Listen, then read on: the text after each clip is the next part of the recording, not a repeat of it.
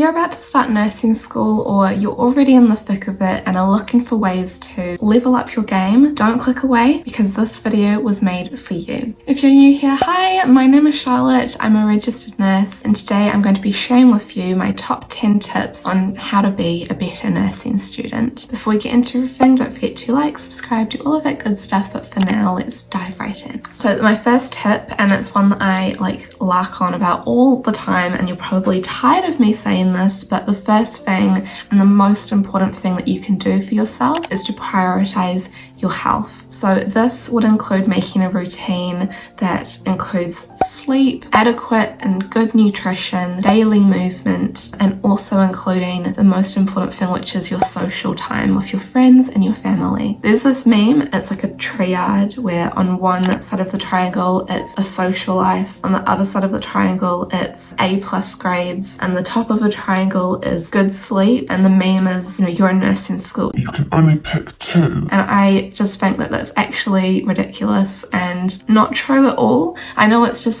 for giggles and everything, but if we actually think about it, you can have a functioning routine, a healthy social life, good grades and good sleep. You can have all of those things if you just manage your time correctly. I actually have a video about managing your time, how to calendar block. If you're interested, definitely click on them. I go really in depth on how to kind of achieve this. I speak from experience when I say the most important thing is you have to look after yourself because you cannot pour from an empty cup, and if you are struggling, you're not going to be able to help anybody else. And it just makes things so much harder when you're hungry or not eating the right things and you're tired and you feel isolated. So making time for the most important thing, which is you, is the most important thing that you can do in order to be a better nursing student. My second tip is to set SMART goals. So at the beginning of each semester, I think it's a really good idea to kind of take an hour or two to sit down and focus on what your goals are for the upcoming semester or your upcoming placement or whatever it is. I think it's really, really helpful to set yourself some goals so that you have something to work towards, and when you achieve them, you feel really, really proud of yourself. If you're going to be setting yourself goals, then one of the most recommended ways to kind of do this in order to make sure that you achieve them and you don't fall short or kind of set yourself too big of a goal is to use SMART goals. This is setting goals that are specific, measurable, achievable, relevant, and time-bound. So with specific, you want to be very, very clear about what it is you actually want to achieve. With measurable, you want to have a way that you can identify when you have achieved it. So making them achievable also means that you don't become unmotivated and disheartened if you set yourself too big of a goal that you can't actually achieve. The next one is relevant. So making it relevant to you is also a really good way to keep you motivated and on track. And then the last one is time bound. Giving yourself a due date means that it's time bound. So another thing that I think you should do at the start of your semester is to sit down and plan out your upcoming tasks and events. So again, in the video that I recently made about calendar blocking, we kind of go over the importance of putting into your calendar your set in stone tasks. So these are things that are going to happen no matter what. So things like your placement dates where essays and exams are due. These are set in stone tasks that you can't do anything about, you don't have to manage, but just putting them in your calendar. This is my physical planner, and as you can see, I've already put in all of the things that I'm going to be doing this month, which are already set in stone. The reason why I think it's really important to do this at the start of the semester is so that you have a visual picture and a really clear idea of when things are happening and how much time you have to work towards those things. So especially for essays and exams, knowing when they're due is really important because it helps you set your study schedules. It helps you put in the time that you need in order to do well and achieve your SMART goals. And it will just help you stay ahead of the game and be really organized and prepared. So the next thing that I've put on this list is to figure out your learning style. This is like critical in order to do well with your revision, with your studying, with your learning. Everybody is different and everybody will learn differently. I found that I learned really, really well with flashcards because the repetition really helps cement things in my head. And I also worked really, really well with watching videos on YouTube and on Lecturio because I'm also quite a visual person, and seeing animations of things working really helped me visualize what I was learning and helped also cement that for me. It's very important that you figure out what your learning style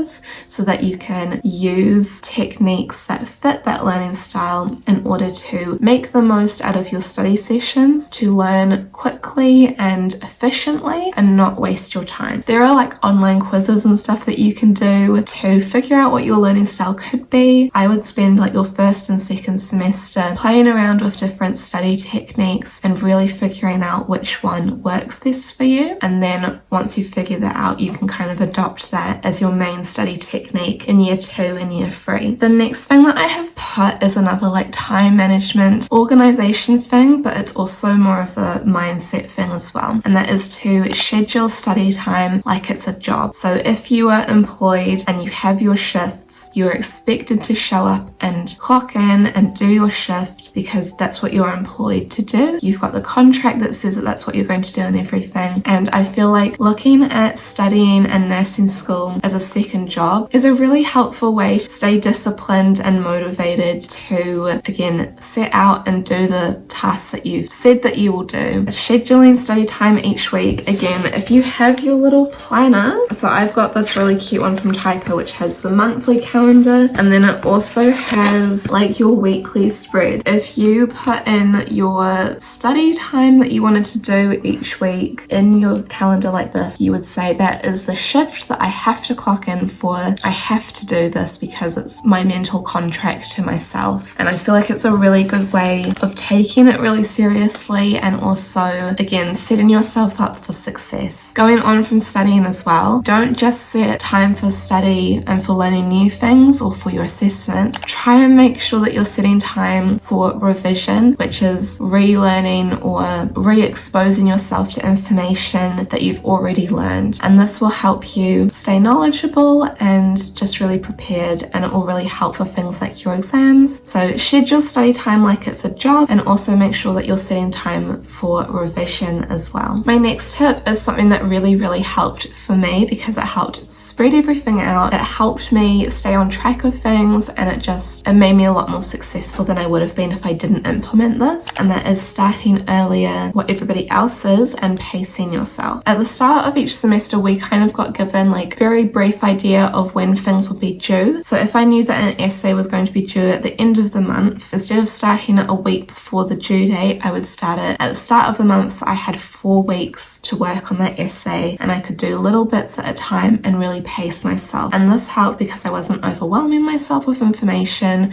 I could break everything down into smaller chunks so that it was manageable, which is one of our SMART goal sections. Obviously, if you're somebody that doesn't work very well like this and you work better when you're cramming and getting everything done in one big chunk, then definitely do that. But I just think if you give yourself enough time to do things, you also have enough time to get things proofread, to edit things, and just to really make it the best essay or assignment that it can be. This next one is a placement specific tip. That is, on your placements, ask as many questions as possible, and if people offer opportunities to you, just say yes, even if you're really nervous about it. So with the questions, this is your time for learning, and it is like the one time in nursing school where you're exposed to real life patients, real life situations and conditions, and it's the best time for learning. You can only learn so much in a lecture hall. You actually need that real life experience to kind of cement everything. So if you're confused about anything, ask a question. If you've asked 1,000 questions that day and you've got one more, just ask it. Don't worry about being annoying. The reason that you're their on placement is to learn, and you need to ask questions in order to do that. And if anybody has an issue with that, that is a them problem that they need to deal with. Respectfully to them. But you know.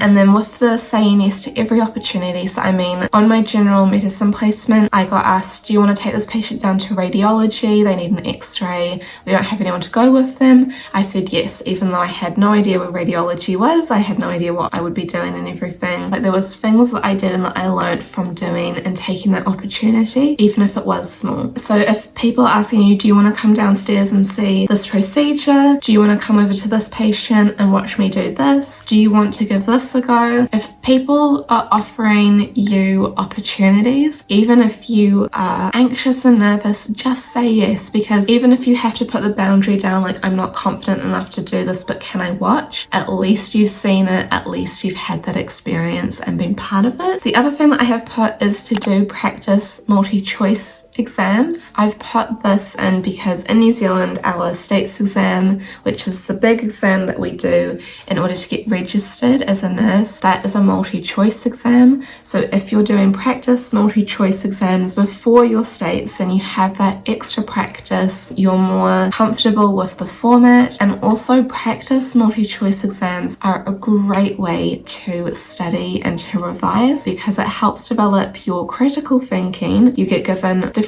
options which could potentially be the answer to a question or a situation, and you have to like think about which one is best and why. So not only is it great for revising, but it's really, really good for thinking about what would I do in this situation, developing your critical thinking, which you really, really need when you start nursing. If you're in your first and your second year, I would maybe do like one a month, or maybe even one or two a semester, because it's not something that you have to be like actively putting time and effort into, and you probably have heaps of other stuff that you need to get done. But definitely in your final year of nursing school, trying to do at least like one exam a week is a really good way to kind of just pace yourself and also get that study, revision and practice in. The next thing that I have put in order to level up your student nursing game and just stay on top of everything is to check your student emails every single day. Even once, you know, you've finished the semester and you're on your 2-week holiday and stuff, I would still be checking every single day. The reason I say this is because in my first year, I submitted an assessment and I thought I had done everything correctly. It was the last assessment before holidays, so we just had to hand that in and then we were done. So I handed it in. About a month later, I checked my student emails and there was like 10 different emails from my nursing lecturers saying, we really need you to contact us because we can't access your submission. So it was a very stressful time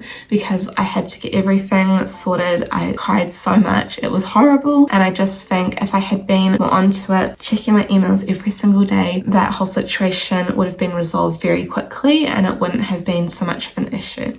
So checking your student emails is really important to stay up to date with everything that's happening, and also being aware of when people are trying to contact you or when you need to do stuff. My final tip is to make a vision board or write a journal entry. Just do something which will help remind you of your why. This is a really good way to re-motivate yourself and help you through periods of hardship, or if you're going through the most and you're thinking, why did I sign up for this? Why am I doing this stupid degree? If you have a vision board or a journal entry which shows you what your why is, when you're having those moments of self-doubt or just anxiety and stress and you're questioning yourself, you can look at those and think, oh yeah, that's why I'm putting in all of this hard work. This is why I'm wanting to be a nurse. This is why I'm doing what I'm doing. And I'm so grateful that I had that why that I was able to look at visually and remind myself of what I'm doing, because now I'm like living my why. Make your vision board, write your journal entry, whatever it is you want to do. Do it before you have a mental health spiral so that you have it ready for those periods of struggle and self-doubt. This whole video, I think, is really just about, you know, respecting yourself and setting yourself up for success in nursing school, because, you know, nursing school is incredible. You have so many opportunities and you see so many things. It's incredible learning, and it's such a privilege to get that opportunity and to be put into that that position where, you know, you're actively making a difference in people's lives. But on the other hand, it is also a lot of work and it is really stressful sometimes. And so this video is all about putting in the work before things get difficult to make those difficult times really a lot easier. That was today's video. I really hope that you guys found that helpful, because I wish somebody had told me those 10 things before I had started nursing school. It would have made things so much easier, and my second year maybe wouldn't have been so terrible if I had those 10 tips beforehand. So yeah, I really hope this video helps you. If you're in nursing school, you're going to do great, and you probably are already doing amazing. I don't want to scare you by saying like, oh, it's stressful and it's a lot of work. It is a lot of work, but I know that you are completely competent and capable of achieving and like succeeding and thriving in nursing school. And I just wanted this video to kind of be like your little toolkit that you can kind of use to set yourself up, as I keep saying. Let me know in the comments if you guys have any of your top tips that you think are really important or really helpful for nursing students in order to be the best nursing student you can be and to set yourself up for success. Don't forget to like, subscribe, do all of that good stuff. I'll see you next Monday with a new video, but until then, have a lovely day and a fabulous week. Bye! It's rated X. That means you're extra.